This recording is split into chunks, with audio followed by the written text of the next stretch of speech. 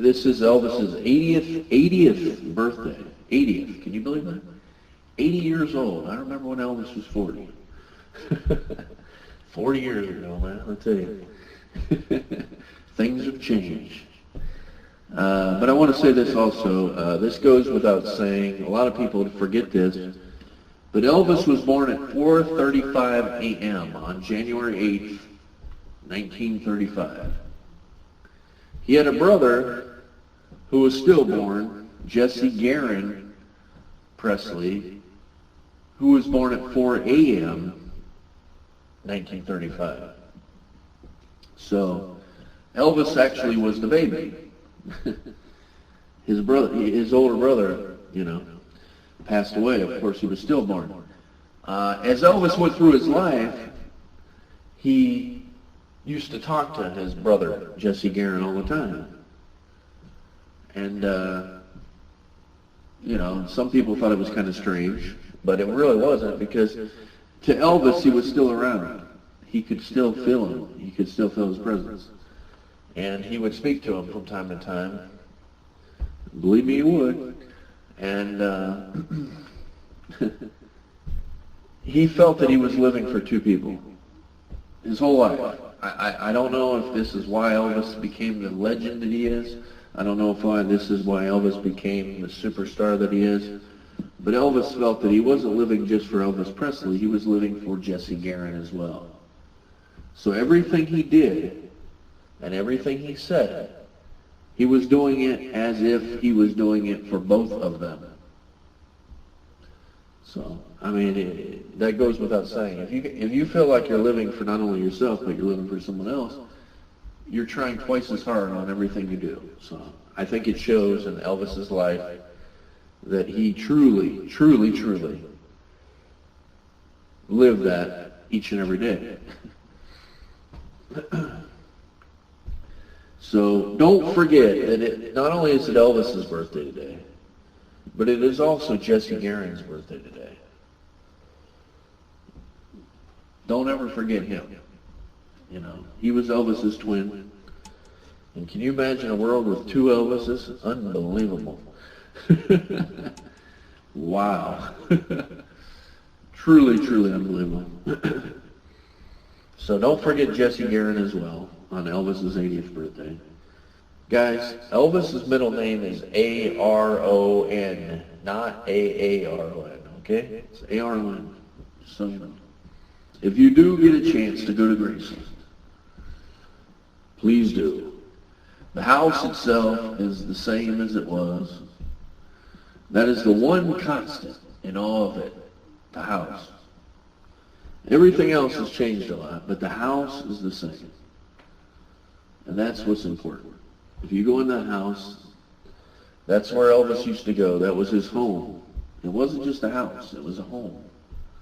So if you get a chance, go to Graceland, the house, and you will see where Elvis used to feel comfortable, where he used to be at home at. And that's what's important. Well, you got to understand something. In 1956, Graceland exemplified everything that was the greatest and the biggest and huge, and the pillars and the Georgian mansion that Elvis pictured as the greatest house. When he looked at Graceland, he seen the house that represent, I made it. This is what it's all about. He was a really, I'm not telling you anything you don't know. Elvis was extremely poor growing up in Mississippi. And Graceland was like unbelievable to him when he seen it, the YMCA, they had put a bid in for $40,000 to buy Graceland.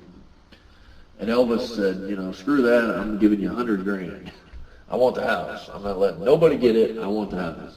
And he paid $100,000 for the house. And he bought it.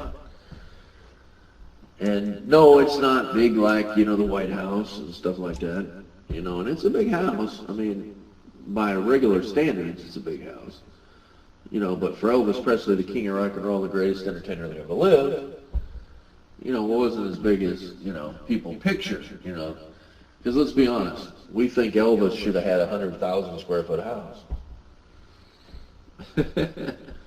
That's true, Texas lady. He didn't technically buy it for his mom, but he bought it so his mom could be in a castle because he thought his mom was royalty. He thought his mom was the greatest person in the world.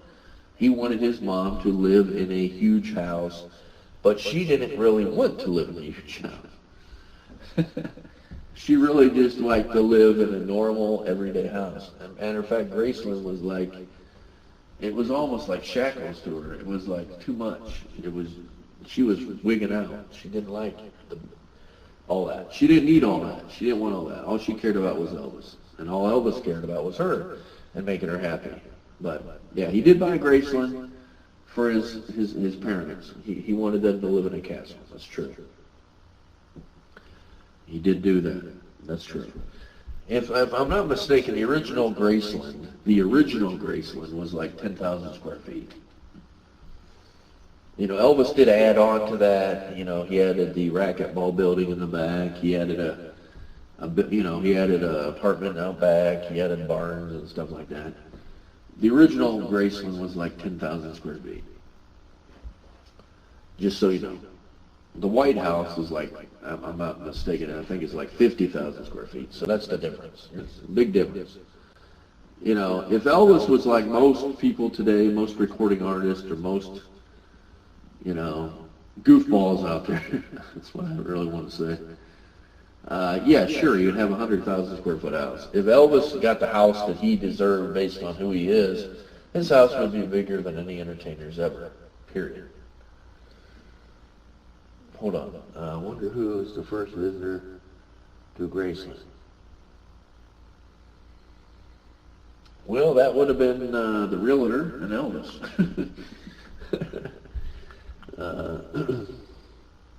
Don't forget, he outbid the YMCA for the house. But actually, that would have been Ruth. You know, Ruth. That was, the house was named after Ruth. So she would have been the first visitor, but, you know. Okay. I'm just going to get off the mic in a second. Really, first, the real story was a gift to his mom. Okay, was it to hear how he sounded on a record, or was it to get noticed by Sam and signed for a label?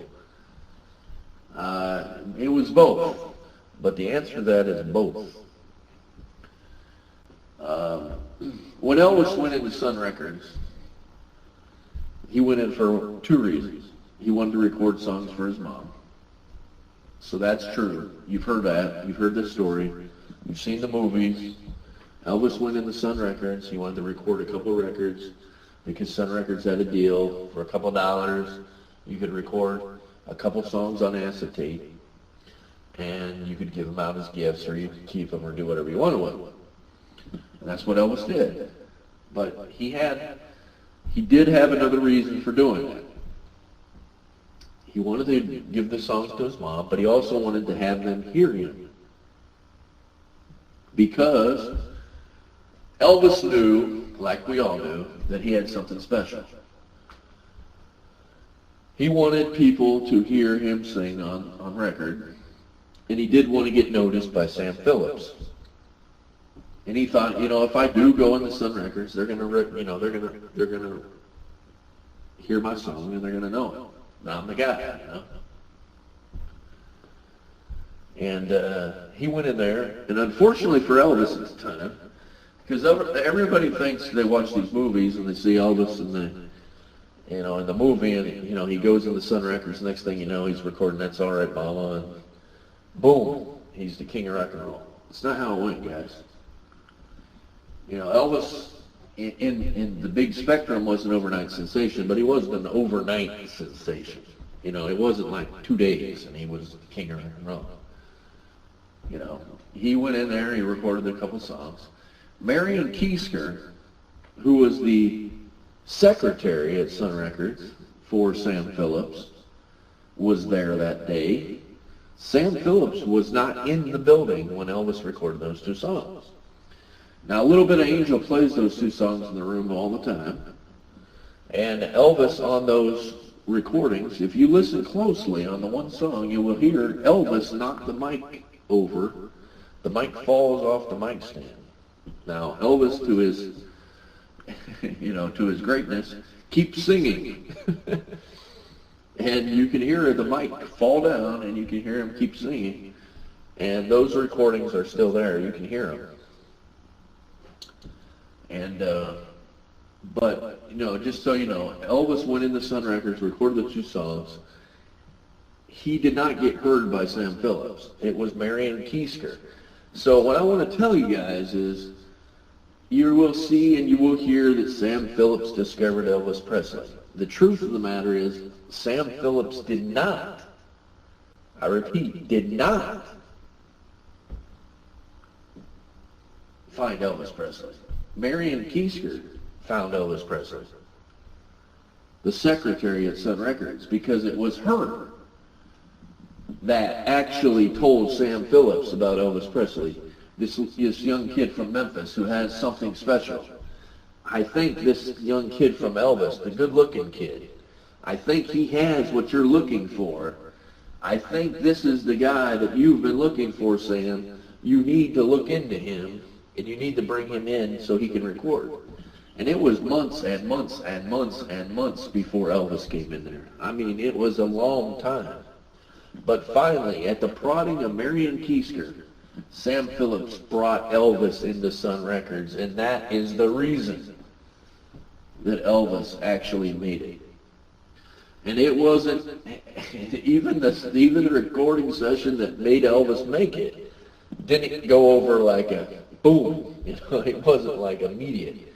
Elvis was recording songs after songs after songs, and nothing was clicking. Nothing was clicking until Sam was turned off the recording thing, and he had basically thrown up his hands, and he's like, I don't know what it is. Marian believes in this kid. I hear something, but I just ain't getting it out of him. I give up. And all of a sudden, in that moment, that's when Elvis looked at Scotty, he looked at Bill, and he said, hey, I'm going to do this little song I know. Just follow me. And he started playing That's All Right, Mama. Completely different than anybody else had ever done. And all of a sudden, Sam's ears perked up. He clicked on the recording, and the rest is history. And that is how Elvis actually was found. Thank God for that day. Thank God he was found. Actually, the last book he was reading, when him and Ginger Odd went in the room the morning of August 16, 1977, he said to Ginger, he was going to go to the bathroom, and she said, don't fall asleep. And he said, okay, I won't. And he took the book called The Scientific Search for the Face of Jesus with him. He went into the restroom, closed the door, and he was reading that the moment he passed away. Sadly. But that was what he was reading. The Scientific Search for the Face of Jesus was the last book he was reading. And I can assure you that everywhere that Elvis went, by his nightstand, was two things. There was a notepad, which he would write his thoughts down on, and there was the Bible. Elvis was very religious, although he couldn't go to church like most people. He was highly spiritual. I think that's the best word to describe Elvis, spiritual, because everything he did, he thought of the Spirit of Jesus or God. Oh, did he write the Bibles? Have you ever seen Elvis's Bible? I can assure you his Bible looked like a bunch of scribbles. The pages were just written with words and phrasing, and each and every page was just wrote upon. He wrote different things inside of it. It was like his Bible was like a workbook. Yeah, he was actually not so much in the search of God. Elvis was in the search of what was it supposed to do. Why am I who I am, and why am I here? Elvis would always wonder what was his reason for being. Why am I who I am? Why did my brother pass away? Why am I Elvis Presley? Who is Elvis Presley? What is this all about? Because Elvis had two wishes at the end of his life. Yes, he did, USA. He had two wishes at the end of his life. One was to make good movies, to be a movie star that was actually good, to make movies and be an actor, not to make movies and sing and, you know, all that stuff. He wanted to make actual movies and be a true movie star. But ultimately, he wanted to get into gospel music. Elvis, if he had lived, would not have followed down the path of rock and roll or country or any of that stuff. Elvis wanted to be in gospel music. He would have done more gospel music. He would have went that way, and he also would have made movies, and not just movies. He would have made real movies. That's what he was all about. So had Elvis lived, he probably would have made really good movies and been a movie star, and he would have got into gospel music and singing, that kind of stuff. That was his true calling as far as Elvis was concerned. But he still, at the end of the day, yeah, he had a chance to be in A Star Is Born because Barbra Streisand actually wanted Elvis Presley to play that part. But Colonel Tom Parker wanted Elvis to have top billing, and Barbra Streisand, as much as she wanted Elvis to be in it, was not going to bow down to Colonel Tom Parker's wishes. So, yes. So with that, I'm going to close out, but I wanted to say this lastly, so you guys know. Ultimately, Elvis was an extremely spiritual person. And like I said, his Bible was a working Bible. He worked on the Bible, and he wrote in the Bible, and he wrote passages, and he wrote different things. And he really was trying to understand who he was, why he was, and what he was supposed to do. He really did truly want to serve God. He wanted to serve his purpose. He wanted to know why, you know, because when it's all said and done, being the king of rock and roll is great. Living at Graceland is great. Being a great father and a great musician and a singer is great. But in his eyes, what was he supposed to do to serve his God was what Elvis was all about. And ultimately, at the end of his life, that was truly his search, was to find out what his purpose was and what he should do to make God happy. That's all it was about. That was all he cared about at that point. He had everything else. He was trying to make God happy. See, Elvis made himself happy when he was younger, and he achieved everything he was trying to achieve. He made his parents happy. He made his fans happy. He made his friends happy. He gave of himself. He gave everything he could. I mean, I'm talking music, I'm talking himself, and I'm talking, you know, possessions. Elvis did everything he could to make people around him happy. He tried to make himself happy. But ultimately, his goal was to make God happy. See, Elvis is the king of rock and roll. Elvis is the greatest entertainer that ever lived. And this is Elvis's 80th birthday. And that's why I'm here, and that's why I'm adamant, and that's why I'm on the mic right now talking to you. This is Elvis's 80th birthday.